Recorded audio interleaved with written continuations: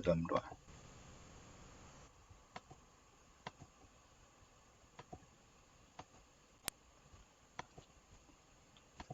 Ya, mari kita berdoa ya. Kami bersyukur jika kami terus bisa belajar tentang Kristus adalah kebenaran dan pusat dari seluruh hukum Taurat, dan suara dari nabi-nabi menunjuk dan menuju kepada jalan kebenaran itu sendiri. Kami hari ini membahas tentang fungsi hukum Taurat sebagai hanya bayangan. Kami percaya Tuhan bahwa seluruh hidup kami haruslah berada dalam wujud yang sempurna di dalam Kristus. Jadi kami bukan hanya mengikuti bayangan-bayangan pada masa lalu, tetapi tidak pernah menemui wujudnya dan juga wajah serta kegenapan dari seluruh hukum Taurat. Kami bersyukur jika setiap hati kami juga Tuhan pimpin, supaya kami juga belajar tentang kebenaran Kristus, karena tanpa kebenaran ini kami tidak bisa masuk dalam kerajaan-Mu. Tanpa pengenalan akan Kristus, kami tidak mungkin masuk dalam hidup yang kekal.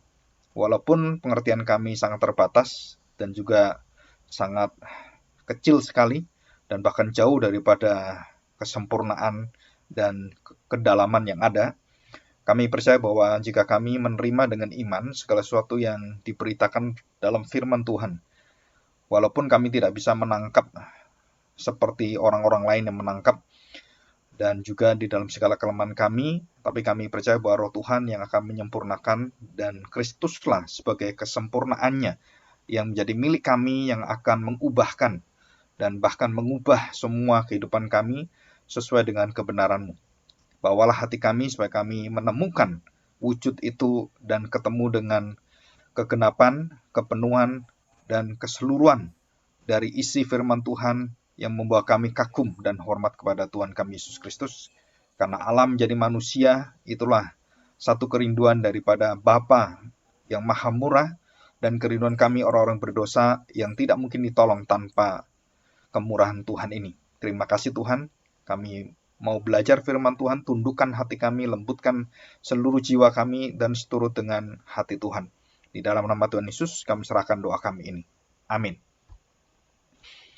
Ya, hari ini kita belajar tentang makna kebenaran Taurat itu hanya satu bayangan. Kita baca kitab Kolose ya. Kitab Kolose pasal 2. Kolose pasal 2 ayat 17 sampai 23. Ini satu firman Tuhan yang begitu jelas, yang langsung to the point, dan itu dikatakan oleh Rasul Paulus, seorang yang ahli Taurat, seorang yang betul-betul Yahudinya itu tulen, dan pemikiran-pemikirannya juga sangat ini ya, Tauratisme ya, dan sistem daripada seluruh hukum Taurat itu dia sudah benar dan ahli, bukan hanya ahli, juga dia menghidupinya dengan baik dan dengan ketat sekali ya. Kolose pasal 2 ayat yang ke-16 sampai selesai. Ya, carilah perkara yang di atas. Demikian bunyi firman Tuhan. Karena itu, janganlah kamu biarkan orang menghukum kamu mengenai makanan dan minuman, atau mengenai hari raya, bulan baru, ataupun hari Sabat. Semuanya ini hanyalah bayangan dari apa yang harus datang. Sedang wujudnya ialah Kristus. Jadi ini jelas ya. Hanyalah, dikatakan jelas. Hanyalah bayangan dari apa yang harus datang. Sedang wujudnya ialah Kristus.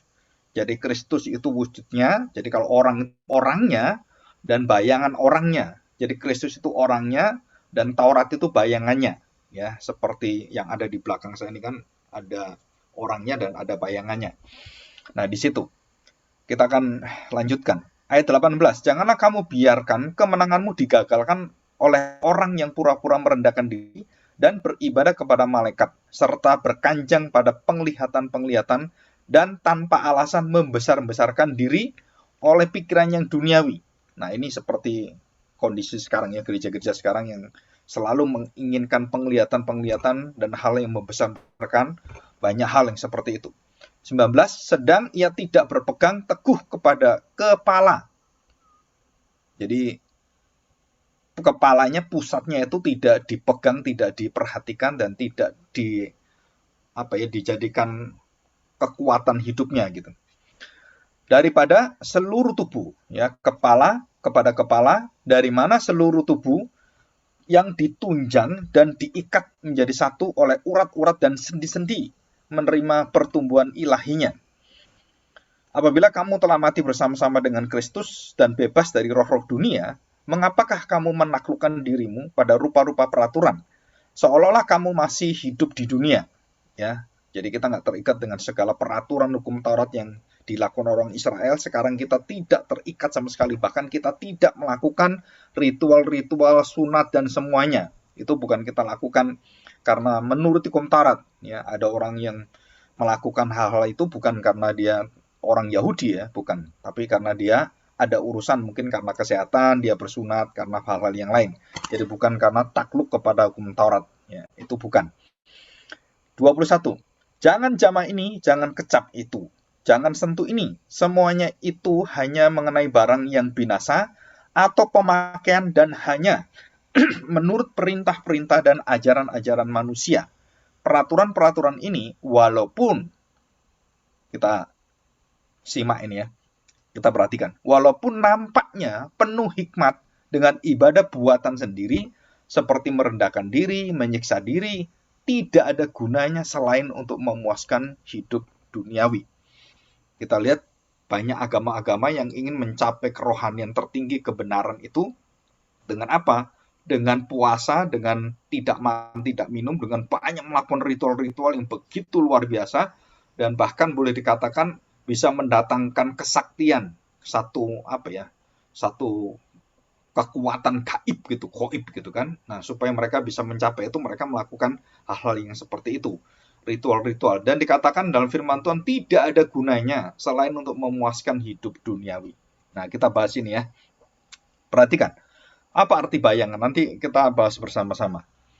Dalam bahasa Yunani, bayangan itu adalah skia. Skia itu sesuatu yang tebal hitam gitu kan, yang menunjuk dan merupakan satu radiasi atau satu sinar gitu ya, belakang yang menyinari itu yang wujud aslinya. Nah, itu kemudian membentuk satu tebal hitam gitu. Jadi membentuk persis tubuhnya persis, cuman tidak persis tubuhnya, karena sinar itu semakin besar, semakin jauh, dia semakin kelihatan bayangan semakin besar. Jadi kalau sinarnya semakin dekat, terang itu semakin dekat, maka bayangannya itu semakin kecil. Jadi semakin dekat-dekat semakin kecil, atau semakin di atas semakin dia tambah kecil lagi ya. Jadi perbandingan seperti itu. Jadi bayangan gelap tebal, atau juga dalam arti itu outline. Jadi kalau kita mau membuat satu rumah, nah kita bikin satu outline-nya dulu. Kita mau menceritakan atau membuat satu karya, nah kita harus punya outline-nya. Outline itu artinya kerangka, ya, kerangka. Jadi kerangkanya, kalau orang itu kerangkanya apa ya? Tengkorak kita itu kerangka. Kerangka manusia itu tengkorak. Jadi tubuh dan semuanya itu kan terdiri dari yang paling utama, yang menyokong semuanya itu ya tengkoraknya, kerangkanya. Itu artinya an outline. Jadi bayangan gelap tebal. Nah, perhatikan baik-baik.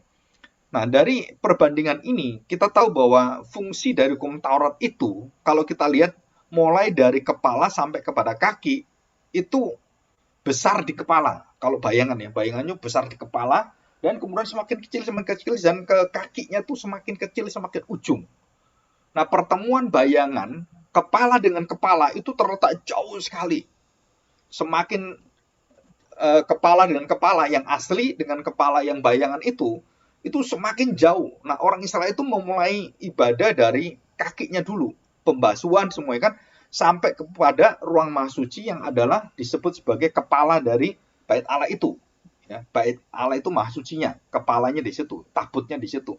Nah, itu melambangkan akan pribadi Kristus, dan semakin mereka berjalan dari pengudusan awal, kaki dicuci, tangan dicuci, istilahnya orang itu wudu gitu kan, jadi membersihkan diri. Dan semakin mereka membersihkan diri itu semakin jauh, dan menuju kepala semakin kabur, semakin kabur. Jadi dari kaki dia menuju kepada kekaburan di sana. Kenapa? Karena yang diikuti itu bayangannya di situ. Nah, semakin kita tahu, jadi mulai dari kaki itu ya, semakin kita tahu siapakah Tuhan, dengan ritual-ritual itu semakin bukan menjelaskan siapakah Tuhan sebenarnya, tetapi menjelaskan betapa jauhnya kita dari kekudusan Allah itu. Kenapa? Karena kita begitu gelapnya dan begitu penuh dengan dosanya. Nah, itu membuat kita dipimpin kepada apa? Kepada satu kebenaran yang harus kita capai, dan kebenaran semakin kita capai itu semakin tempat itu semakin jauh, dan berada di mana? Di kepala, berada di bait yang maha suci itu. Jadi ruangan yang awal orang-orang datang sembahyang, halaman itu kemudian masuk ke ruang maha kudus.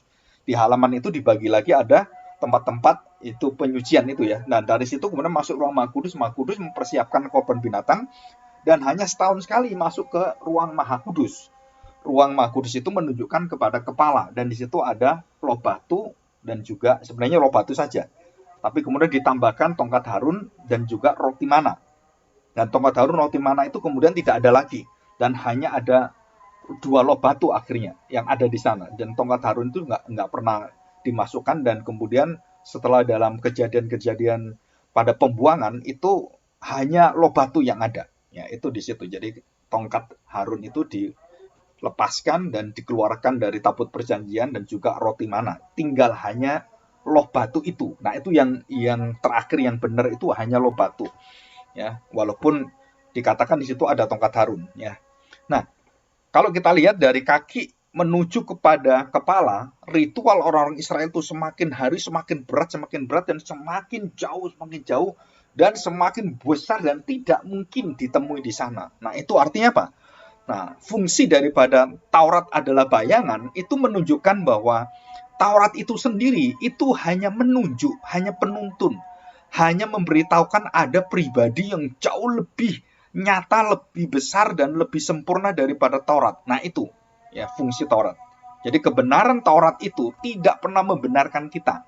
Taurat hanya memberitahukan bahwa kita orang berdosa, kita penuh dengan bayangan yang gelap yang sangat gelap, tebal sekali, dan kita hanya mengetahui rancangan-rancangan yang kurang sempurna ya di dalam diri kita. Kenapa? Karena kita ditunjukkan bahwa kamu orang berdosa, kamu membutuhkan wujudnya, kamu membutuhkan sempurnanya, kamu membutuhkan genapnya, telosnya. Nah, itu penting sekali.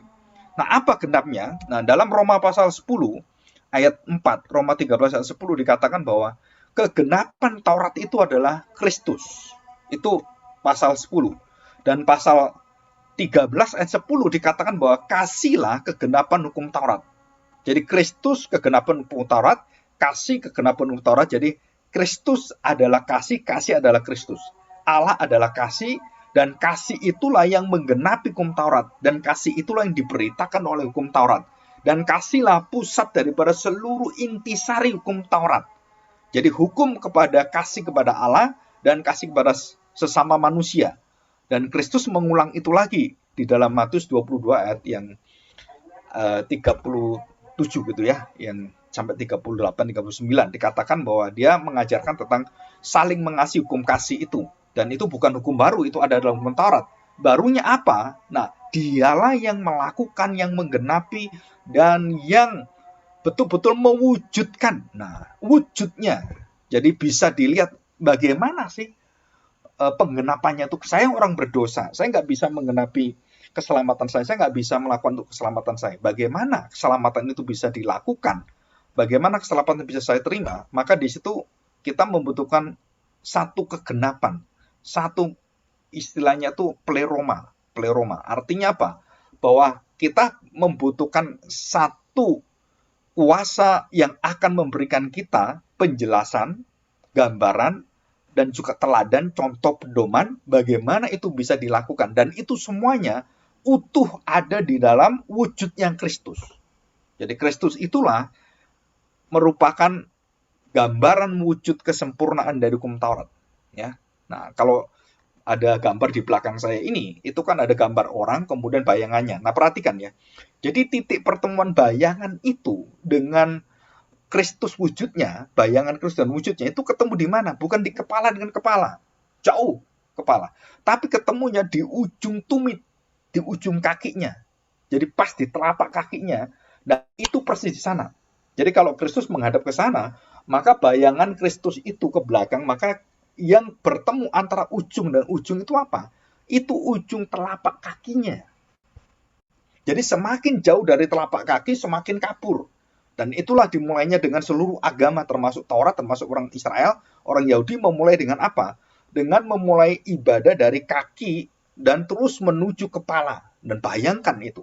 Jadi menuju kepala dia semakin kabur, semakin besar, semakin nggak bisa, semakin menunjukkan betapa kita jauh dari Tuhan, dan semakin kita tahu bahwa kita tidak mungkin bertemu dalam hadirat Allah dan kita tidak mungkin berkenan pada Tuhan. Nah, itu menuntun kita kepada apa?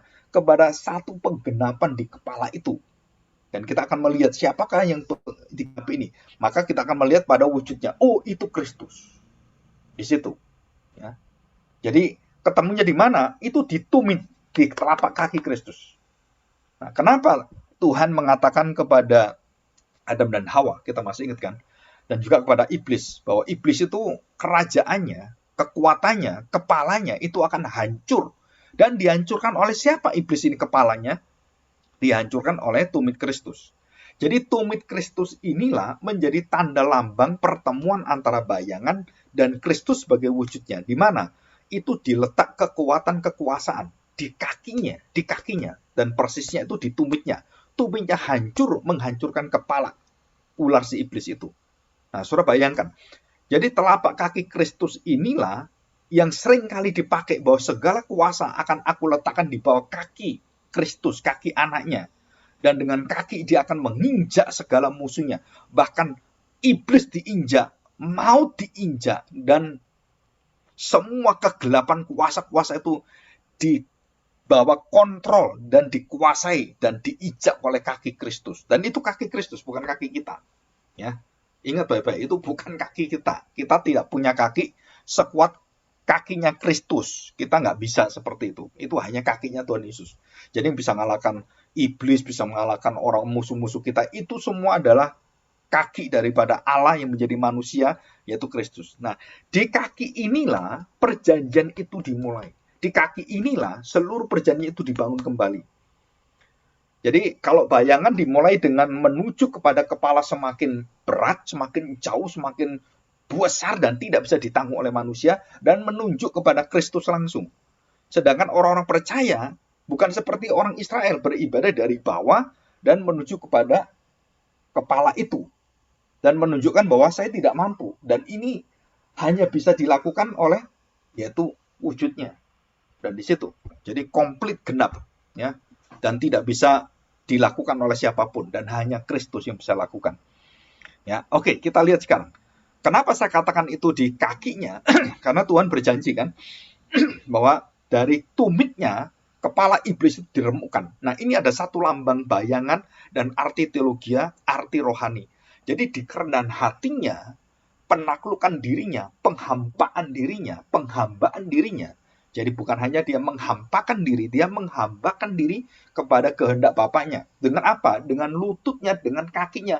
Dia bertelut, dia taat, dia berdoa, dan dia melakukan semuanya dan berjalan dalam kehendak Allah. Nah, itu semua kaki semua. Itu dilakukan kaki. Dan tidak ada kaki yang begitu indah, yang begitu taat, kaki yang memberitakan firman Tuhan yang dilihat oleh Yesaya, dan kaki yang akan menjadi kaki yang dinantikan oleh bangsa-bangsa, itu adalah kaki orang-orang percaya yang berjalan bersama dengan kaki Kristus. Tempat di dalam pertemuan antara bayangan dan wujudnya, itu di titik temunya di kaki. Ya, di gambar ini ada di belakang itu, jadi jelas sekali. Ini wujud, ini bayangannya. Jadi semakin besar bayangan, semakin jauh ke kepala. Dan dimulai dari kaki di sini. Nah, kalau orang Kristen, itu dimulai dari mana? Dia dimulai dari kepala. Karena dia menuju kepada kepala, dia mulai dari kepala, kemudian turun kepada kaki. Jadi siapakah kepala yang mulai? Kristus. Dan menundukkan dirinya kepada kaki yang mau taat, dan membuat kita semuanya dihidupkan, dan dibuat menjadi orang-orang yang mulai dari mana? Mulai dari bangsa Israel lagi. Mulai dari kaki yang merupakan karya dari Allah sendiri, yang dibukakan semua itu ruang Maha Kudus, dan tabir bait suci itu atau tabut itu ya, yang ada, yang di dalam itu ditutup dengan tabir yang ada, dan itu dikoyak oleh Tuhan waktu Yesus mati. Dan waktu Yesus mati, di situ darahnya, kematiannya itu, nyawanya itu membuka satu yang tertutup ribuan tahun. Dari mulai Adam, bayangkan, mulai dari Adam sampai Tuhan Yesus, itu tidak ada ibadah yang bisa diterima oleh Tuhan. Tidak ada ibadah yang diterima Tuhan. Mereka semuanya beribadah dengan bayangan. Dan hanya Kristus yang ibadahnya, yang dia melakukan seluruh persembahannya, itu hanya Kristus yang diterima. Dan tidak ada yang diterima Tuhan. Yang berkenan, itu semua bayangan semua. Jadi seluruh perjanjian lama, apa yang dilakukan Abraham kepada Isa, apa yang dilakukan oleh semua orang-orang perjanjian lama yang dengan ritual-ritual semua, itu semua bayangan menuju pada Kristus. Dan hanya Kristuslah satu-satunya manusia yang dengan kakinya, dengan tumitnya, dengan kerendahan hatinya, dengan ketaatannya, dengan penghambaannya dan penghampaan dirinya, dia penyangkalan dirinya, nah dia meletakkan hidupnya dan dia menjadi satu pokok keselamatan. Dan itulah menjadi wujudnya. Jadi disebut sebagai pleroma. Dialah wujudnya kegenapannya. Dan semua itu menunjuk kepada Kristus. Jadi kita lihat ini. Jadi Kristuslah yang menjadi satu kekuatan daripada hidup orang percaya, dan semua dalam perjanjian lama itu menuju pada Kristus semua. Jadi tanpa Kristus mereka tidak akan ada jalan keselamatan. Dan dalam perjanjian lama, perjanjian baru, keselamatan hanya ada di dalam Kristus Mesias. Karena semua ritual bayangan-bayangan itu menunjuk pada Kristus. Lambang-lambang tipologi dan semua ornamen-ornamen bagaimana itu dibuat, semua menunjuk pada Kristus. Kesempurnaan Kristus. Bukan kesempurnaan Taurat. Taurat tidak sempurna. Karena tanpa Kristus tidak akan sempurna firman Tuhan dalam Taurat itu. Jadi dengan Kristus barulah itu lengkap. Jadi kita nggak bisa memisahkan bahwa Taurat itu dibuang hanya Kristus. Nggak bisa. Kenapa nggak bisa? Karena Taurat itu menunjuk pada Kristus. Itu menjadi satu kesatuan utuh firman Tuhan. Seperti puzzle gitu ya. Seperti puzzle kita pasang-pasang itu. Nah, Kristus itu bagian yang terakhir. Bagian yang menyatukan semuanya. Jadi yang menyatukan puzzle-puzzle semua yang tercerai-berai itu, dan dialah yang menyatukan gambar dari puzzle-nya. Jadi kalau puzzle ini ada gambarnya. Ya, ada gambarnya itu. Dan kemudian kita pasang puzzle-nya. Tok, tok, tok, tok. Dan kita tahu puzzle-nya itu. Oh, ini puzzle-nya. Wah, ini kita lihat ada berapa ratus, berapa ribu potong puzzle itu kan. Setelah kita buat itu, enggak tahu sampai 1-2 hari, bahkan ada yang sampai seminggu. Maka dipasanglah puzzle itu. Dan puzzle itu menunjuk pada apa? Wujudnya. Jadi waktu saya pasang puzzle, saya lihat gambarnya. Gambar puzzle yang saya pasang. Dan setelah saya lihat gambarnya, jadilah puzzle itu. Wah, ini berarti cocok dengan gambarnya. Dan gambar puzzle itu, serta puzzle-nya, itu semua bayangan. Bayangan semua. Yang wujudnya apa? Wah, kita lihat Paris. Menara Eiffel. Nah, itu wujudnya. Dan waktu kita lihat gambarnya, dengan puzzle-nya, terus kita datang ke Paris, kita lihat aslinya. Oh, beda jauh. Apa bedanya? Ya, memang ini cuma bayangan. Sedangkan wujudnya itu, nah, Menara Eiffel itu. Jadi kita lihat, oh, besar sekali ya ini ya. Nah, sedangkan bayangan itu cuma sebayangan. Jadi ada batasnya. Oh, ini betul ya, besar sekali. Ini ada mobilnya dan gambaran itu cuma gambaran. Dan waktu kita menikmati di kota Paris dan melihat yang bukan puzzle, bukan gambaran itu, dan kita melihat wujudnya Menara Eiffel, kita kaget. Besar sekali, tinggi sekali. Nah, seperti itu. Bayangan dalam pikiran kita tentang apa? Tentang Taurat adalah bayangan. Jadi kita harus tahu ini bedanya. Jadi semua gambaran itu betul nggak? Betul. Taurat itu betul nggak? Betul. Tetapi Taurat itu menunjuk kepada wujudnya. Keberadaan Taurat itu tidak bisa ada kalau tidak ada wujudnya, Kristusnya. Bayangkan, saudara, bayangkan. Jika setiap minggu orang berkhotbah hanya bayangan. Hanya memberitahukan moral. Bagaimana hidup baik, bagaimana hidup ini, bagaimana. Tapi tidak pernah melihat wujudnya Kristus. Maka disitulah kita kehilangan iman yang sejati. Kita hidup dalam keagamaan, tapi kita tidak hidup di dalam iman yang benar. Karena iman kita hanya berpaut kepada bayangan itu. Dan banyak sekali gereja, banyak sekali khotbah-khotbah atau pengajaran itu hanya berputar-putar tentang apa? Hanya sekitar bayangan, moralitas manusia, kebenaran, jangan menyembah Allah lain ya, Jangan begini, jangan mencuri, jangan berdusta. Betul, kita tahu bahwa itu adalah kebenaran, itu firman Tuhan. Tetapi itu tidak pernah menyelamatkan kita. Kita hanya diberitahu bahwa itu adalah merupakan satu kegelapan yang luar biasa. Karena bayangan itu kegelapan yang tebal. Itu menunjukkan betapa gelapnya hati kita. Jadi semakin terang firman Tuhan dalam hukum Taurat, kita semakin ditelanjangi, kita semakin dibuka semua dosa kita. Kegelapan kita, semakin besar. Dan semakin kita tahu siapa diri kita semakin tahu, nggak mungkin saya bisa diselamatkan. Nah, Taurat itu menunjukkan satu gambaran Kristus, bahwa kamu tanpa Kristus, kamu tidak mungkin diselamatkan. Mustahil kamu bisa menyelamatkan dirimu. Dengan apa? Dengan seluruh ritual yang ada. Tanpa kamu percaya kepada wujudnya, tanpa kamu memilikinya. Bukan hanya melihat ya, tapi memilikinya, bukan hanya memilikinya, kamu menghidupi dan kamu menerima nyawanya. Tubuh Kristus, daging Kristus, darah Kristus, nyawa Kristus. Nah, ini wujudnya. Musa nggak bisa memberikan nyawanya untuk menyelamatkan kita. Abraham nggak bisa, Harun nggak bisa, imam besar nggak bisa semua. Dan hanya Kristus yang bisa memberikan tubuhnya, yang dipecahkan, kemudian dipecahkan itu diberikan kepada gereja Tuhan. Dan di situ dilahirkan Roh Kudus. Selain Roh Kudus itu melahirkan anak Allah dalam kandungan Maria dengan naungannya, Roh Kudus juga melahirkan tubuh Kristus yang melahirkan gereja. Nah, ini rahasianya. Jadi melalui tubuh Kristus, gereja itu dilahirkan dengan tubuh Kristus. Jadi bukan dengan tubuh kita sendiri, bukan. Kita sudah mati dalam dosa. Tubuh kita sudah mati dalam dosa. Dan tubuh Kristuslah yang ditanamkan, yang dihisapkan pada kita, yang diimputasikan, yang diberikan seutuhnya, kemudian memperbarui seluruh tubuh kita serupa dengan tubuh Kristus. Dan itu tujuan dari penciptaan awal, Kejadian 1 ayat 24-26. Marilah kita menciptakan manusia serupa dan segambar dengan kita. Nah, ini tujuannya.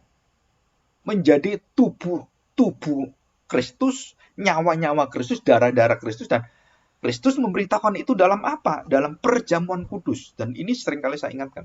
Perjamuan kudus itu serius sekali. Bukan asal kita ritual, bukan. Itu mengingatkan kita tentang jaminan tubuh Kristus ini. Yang akan melahirkan tubuh kita semuanya. Tubuh melahirkan tubuh. So, itu Alkitab menjelaskan ini. Kematian melahirkan kebangkitan. Supaya kita dibangkitkan, kita harus mati dalam Kristus, kita akan dilahirbarukan, kita akan hidup lahir kembali. Bukan secara fisik, bukan. Kita tidak lagi hidup dalam bayangan Taurat, enggak. Kita hidup dalam wujud Kristus. Nah, banyak gereja-gereja Tuhan, banyak orang percaya, orang Kristen, itu hidup dalam bayangan, hidup dalam Taurat, hidup di dalam, yaitu cara-cara dunia ini. Kita nggak pernah mengenal Kristus, dan itu sayang sekali. Bahkan beberapa orang-orang yang begitu terkenal dengan pengajaran yang luar biasa nggak tahu rahasia ini. Pernah saya tanya, kamu tahu nggak apa maknanya Kristus bagimu? Ya, dia juru selamat saya saja. Dan saya tahu Kristus yang juru selamat. Iya, maksudnya apa? Dan dia hanya menjelaskan, ya juru selamat, tapi nggak ngerti maknanya apa. Terus saya tanya, apa fungsi tubuh Kristus bagi kamu? Ya, dia mati bagi saya. Terus apa selain itu? Nggak tahu. Padahal tubuh Kristus itulah yang kamu yakini akan melahirkan baru kamu. Dengan tubuhnya, tubuhmu itu dilahirkan. Tubuhmu yang penuh dengan dosa itu, yang mematikan itu dimatikan dosanya. Dan kemudian kamu dibangkitkan dan tubuh baru dengan kuasa kebangkitannya. Kamu dibangkitkan dalam rohmu. Dan nanti di akhir zaman, tubuhmu akan dibangkitkan selama-lamanya. Wah, ini luar biasa. Ya. Dan itu sebagai apa? Kepenuhan, pleroma. Jadi tadi itu kegenapan, ya Taurat itu bayangan, kalau kegenapan itu telos ya, telos. Tapi kalau kepenuhan itu pleroma. Jadi kepenuhan Kristus memenuhi seluruh hidupmu, kepenuhan Allah memenuhi segala sesuatu. Nah, itu pleroma. Tapi kalau telos itu artinya apa? Semua yang tidak bisa dilakukan dalam hukum Taurat itu hanya telos Kristuslah yang bisa melakukan. Nah, setelah Kristus melakukan seluruh telos itu kehendak Bapa dan dengan segenap hati dan dengan kekuatan kesempurnaan dia, maka dia memenuhi semuanya. Setelah apa? Dia melakukan telos itu, dia menggenapinya. Jadi setelah telos, pleroma hidup, lahirlah kepenuhan Kristus. Jadi banyak orang salah, orang banyak mengajarkan kepenuhan Roh Kudus. Kepenuhan Roh Kudus di Alkitab tidak ada. Kepenuhan Allah, kepenuhan Kristus ada. Ya, secara otomatis kepenuhan Roh Kudus itu akhirnya ada. Dalam arti bukan Roh Kudusnya yang memenuhi dengan tubuh Kristus, bukan. Tapi Kristus yang memenuhi kita. Roh Kudus itu menyampaikan, Roh Kudus itu yang membawa seluruh tubuh Kristus memenuhi hidup kita.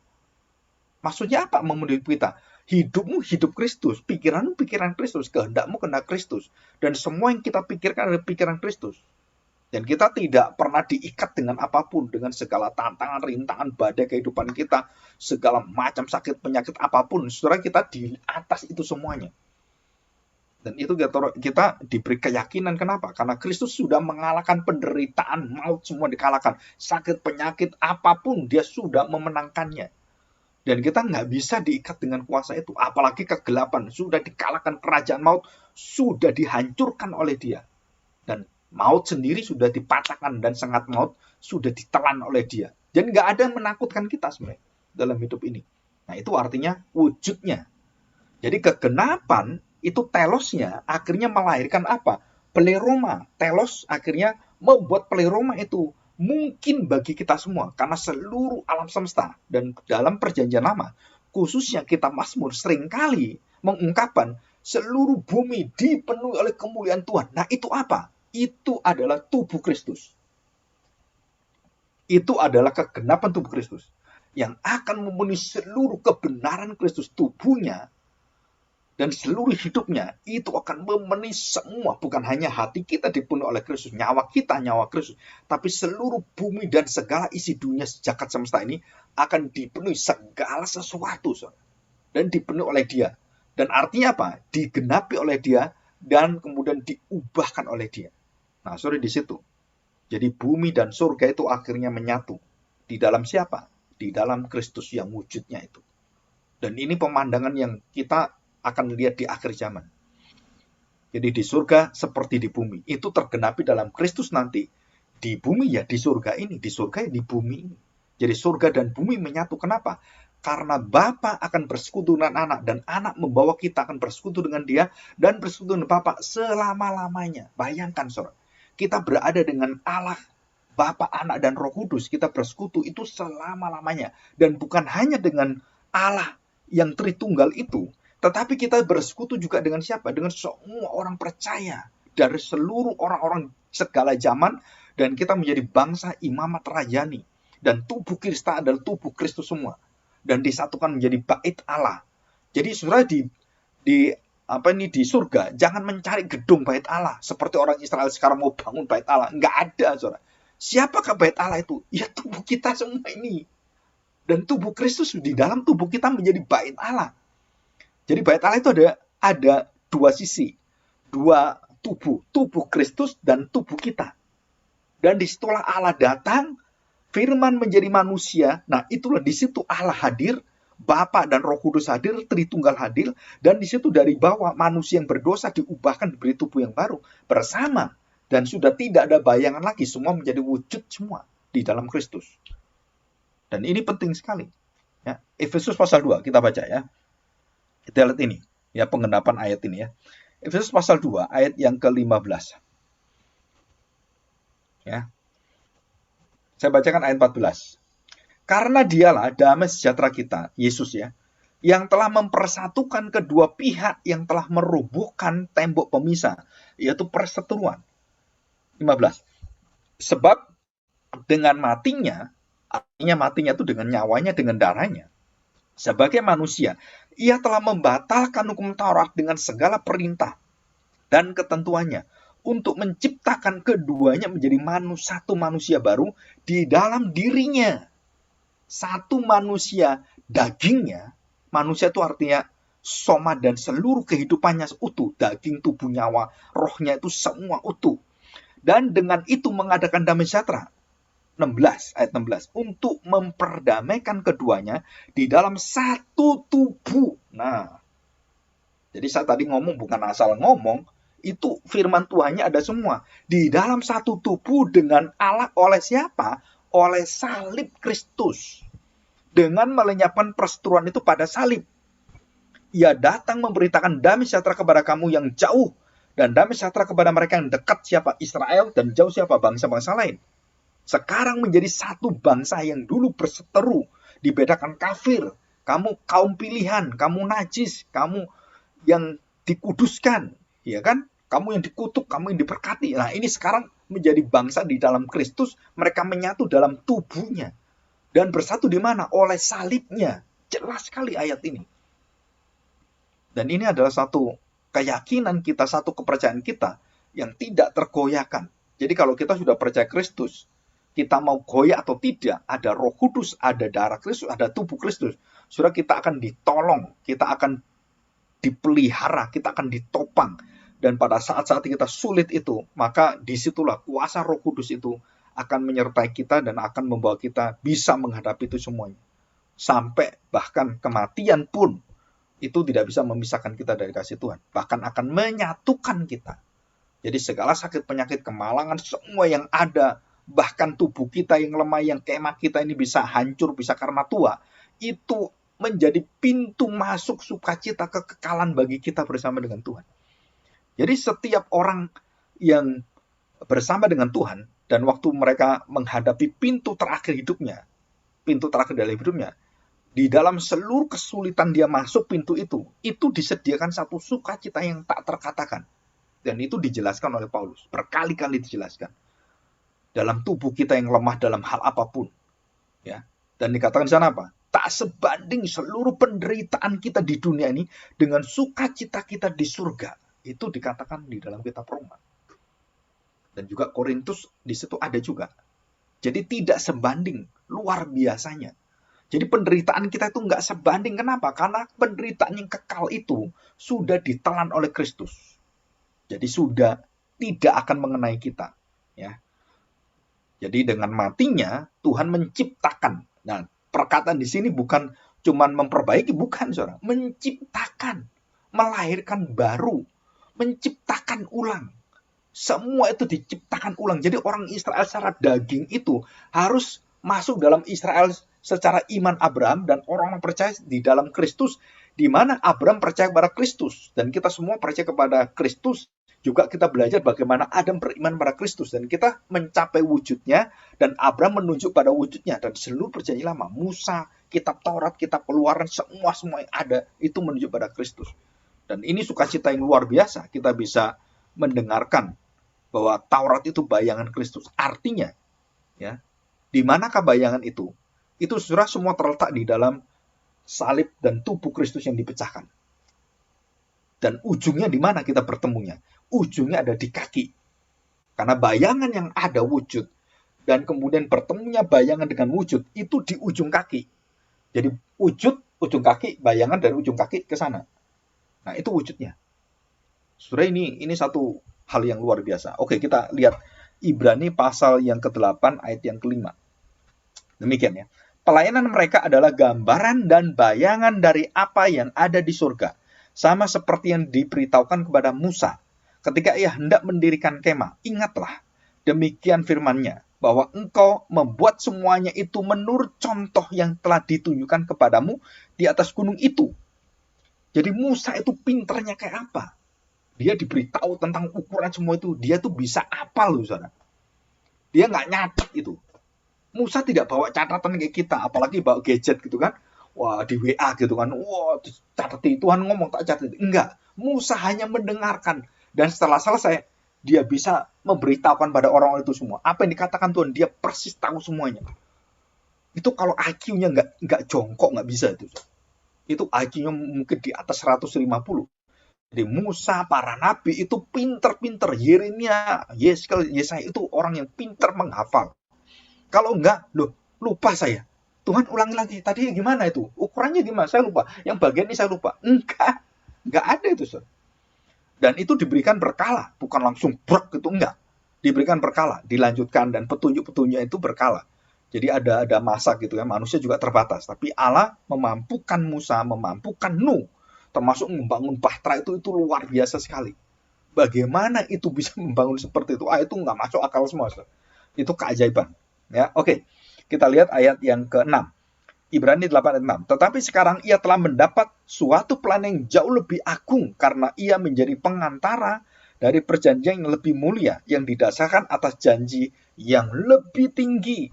Sebab sekiranya perjanjian pertama itu tidak bercacat, tidak akan dicari lagi tempat untuk yang kedua. Nah, di situ. Jadi arti bercacat itu belum sempurna, tidak sempurna.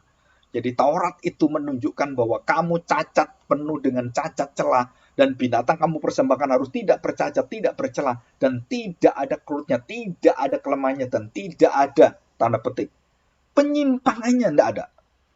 Ya. Bahkan sampai mata, kaki, bulu semua itu harus bagus. Anak sulung, ya. Domba itu domba yang sulung, semua harus sulung. Yang pertama lahir, menunjukkan kepada Kristus, yang kemudian tidak ada lagi yang lain. Yang sulung itu arti gitu ya. Sulung tapi tunggal, yang tidak ada kedua ketiga. Sulung, anak tunggal. Sulung dan anak tunggal. Anak tunggal Bapa dan dia yang sulung. Artinya tunggal dan sulung itu satu kesatuan, tidak ada yang lain. Jadi anak Bapak surgawi cuma satu, tunggal dan sulung, hanya Tuhan Yesus. Kita bukan anak Bapak surgawi, kita anak-anak Bapak surgawi di dalam Kristus, karena tubuh Kristus. Jadi Bapak mengaku kita sebagai anak-anaknya karena di dalam tubuh kita, anaknya ada dalam tubuh kita. Sehingga kita diterima oleh Bapak karena tubuh darah Kristus ada dalam tubuhmu yang menyempurnakan kamu. Dan itulah yang dijamin oleh Tuhan. Ya, dan ini indah sekali, luar biasa. Oke. Ibrani 10 ayat 1. Ya. Di dalam hukum Taurat hanya terdapat bayangan saja. Nah, hanya bayangan ini bayangan saja, sama, hanya bayangan saja sama. Dari keselamatan yang akan datang dan bukan hakikat dari keselamatan itu sendiri. Jelas dikatakan hakikat, wujudnya, keberadaan dan telosnya. Ya. Karena itu dengan korban yang sama yang setiap tahun terus-menerus dipersembahkan, hukum Taurat tidak mungkin menyempurnakan. Nah, ini menyempurnakan. Artinya apa? Pleroma. Tidak bisa menyempurnakan dan tidak pernah bisa menggenapi telos, tetelestai, telos. Ya, Taurat tidak mungkin menyempurnakan mereka yang datang mengambil bagian di dalamnya. Jadi semakin saya ambil bagian di dalamnya, saya semakin tahu, nggak mungkin. Saya butuh Mesias. Saya butuh juru selamat. Saya butuh penebus. Dan itu yang saya nantikan. Jadi Taurat itu menggiring kita, menuntun kita, membawa kita. Seperti orang itu main catur itu, kita itu diskakmat. Dan kita nggak bisa berbuat apa lagi. Ya memang aku orang berdosa. Dan sangat berdosa. Nah disitulah kita bertobat. Dan kita kemudian melihat bagaimana pengampunan itu mengalir dalam hidup kita. Kristus yang mati memberi pengampunan kepada kita. Nah itu ya. Jadi dari sini kita jelas sekali melihat ini semua ya. Oke. Dan yang terakhir ya. Ini tadi penjelasan ada di sini soal kepala tumit semuanya. Nah, kita masuk yang terakhir ya. Untuk penjelasannya. Nah, Saudara perhatikan baik-baik. Fungsi hukum Taurat. Jadi fungsi hukum Taurat itu ada lebih daripada 10 ya, ada 10, tapi ini semua tidak saya bahas satu persatu. Yang pertama adalah Saudara memberitahukan kamu tahu apa yang baik dan apa yang jahat. Apa yang tidak boleh, apa yang boleh. Apa yang memberkati kamu, apa yang mengutuk kamu. Itu Taurat. Ya. Yang kedua, Taurat itu akan memberikan segala sesuatu kepandaian manusia. Itu puncaknya adalah hikmat di dalam Taurat. Taurat itu termasuk Amsal, Pengkhotbah, dan semuanya dalam firman Tuhan. Ya. Wahyu umum. Membuat kita mengerti tentang hikmat Allah yang sejati. Yang ketiga adalah Taurat membuat semua mulut itu disumbat, ditutup mulutnya. Jadi supaya tidak membantah Allah lagi, tidak bisa berdalih lagi, kamu ditutup. Udah, diam. Jangan ngomong lagi. Kamu tidak bisa berdalih lagi, kamu tidak bisa cari-cari lagi alasan. Tutup mulut, diam. Nah, itu fungsi Taurat adalah menutup mulutnya. Arti menutup mulut bukan cuma ditutup gini ya. Itu kayak orang itu ngomong, wah, kayak gitu. Udah, diam. Nah, itu Taurat. Jadi fungsi apa? Itu memojokkan kita supaya kita nggak bisa apa-apa dan kita tahu memang kita manusia yang lemah. Kita nggak bisa menyelamatkan diri kita. Dan kemudian yang keempat ya, 4 dan ke-6 itu membawa kita kepada jalan kebenaran. Taurat itu menunjuk penunjuk. Yang kelima adalah penunjuk dan penuntun. Yang ke-6 pengawal. Nah, ini ada semua, saudara. Ya, pengawal. Yang ketujuh, memperhitungkan, perhitungan terhadap dosa. Jadi kamu tahu dosamu apa saja dalam hukum Taurat. Dan yang kedelapan, Taurat itu merangsang dosa supaya kamu tahu dosamu itu akan membuat kamu dimatikan dalam seluruh hidupmu. Jadi Taurat itu membuat kita tahu dosa melumpuhkan kita, mematikan kita, merangsang kita sampai kita betul-betul ketagihan sampai mati. Nah, seperti orang kena narkoba. Jadi Taurat itu memberitahukan betapa kejamnya dosa itu, dampaknya dosa itu. Dan yang kesembilan apa? Saudara, Taurat membuat kita tahu bahwa kita tidak bisa punya kuasa apapun tanpa pengorbanan. Artinya, Taurat itu tanda petik mempreteli, artinya melumpuhkan, itu mempreteli semua keagungan kita, semua kehebatan kita dilepas semua. Udah menyerah pada Tuhan. Nah, itu artinya dilumpuhkan. Kita dibawa untuk menyerahkan hidup kita pada Tuhan. Dan yang ke-10, Taurat itu mengawal kita. Ya, ke-10 yang terakhir, mengawal kita. Terus selanjutnya apa? Menuntut kita pada kebenaran. Dan ini indah sekali. Ya.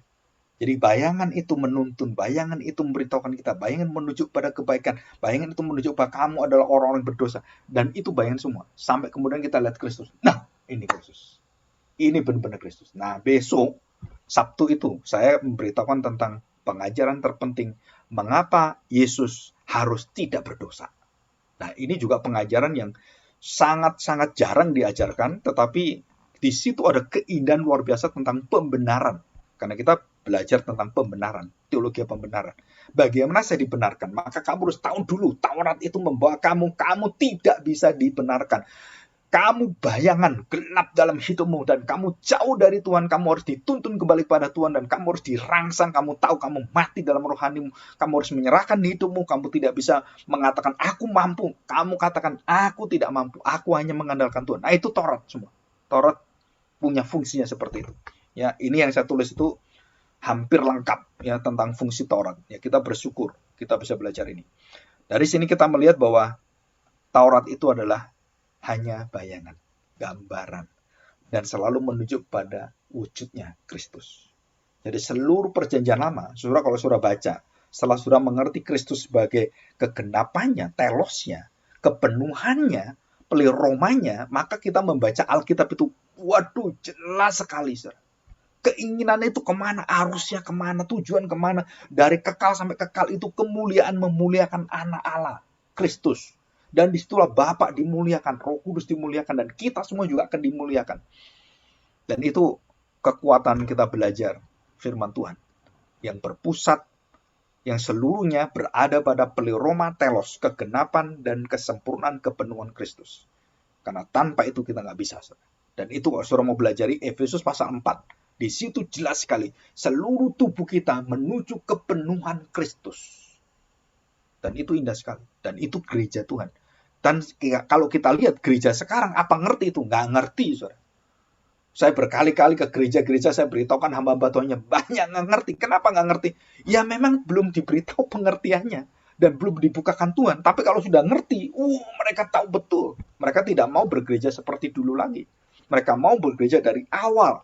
Seperti Kristus mendirikan umatnya, disitulah kita mulai. Dengan segala kelemahan, ada yang tidak percaya, ada yang ragu-ragu, ya itulah gereja Tuhan. Tapi kita tidak pernah meminggirkan dan menyingkirkan Kristus dari pandangan seluruh mimbar, seluruh hati orang percaya, seluruh hati para hamba Tuhan. Itu Kristuslah yang harus dihadirkan. Kamu harus tinggikan dia, Yohanes 12 ayat 32. Kalau kita tinggikan dia, dan semua orang akan ditarik Bapa kepada kita, yang dipersembahkan Bapa. Kalau kita tidak meninggalkan Kristus, yang dipersembahkan iblis kepada kita. Orang-orang yang penuh dengan kegelapan yang kita akan datang pada kita. Dan kita berdoa supaya kita tidak menerima yang dari lain dari Bapa yang kasih. Kita berdoa. Saya juga berdoa supaya gereja GPRI yang dipimpin oleh Tuhan, dituntun adalah orang-orang yang mau belajar tentang Kristus dengan sungguh-sungguh. Dan di luar itu saya berdoa, Tuhan jangan yang mereka mau betul-betul belajar tentang Kristus. Karena kenapa? Karena kamu akan dihakimi oleh Tuhan sendiri. Bukan hanya saya. Semua jemaat akan dihakimi kalau tidak sungguh-sungguh. Dan kita berdoa supaya kita masuk dalam bilangan yang bersama dengan Tuhan. Orang-orang yang bertobat, orang-orang mendapatkan pengampunan, orang-orang diubahkan, dan orang-orang bukan hidup dalam bayangan, tapi orang-orang hidup dalam telos dan pleroma Tuhan. Kegenapan dan dari seluruh kepenuhan Tuhan, Yesus sendiri. Dan kita bersyukur kita sudah mendengarkan ini. Mari kita berdoa, kita mohon pertolongan dari Tuhan supaya kita bisa terus untuk menerima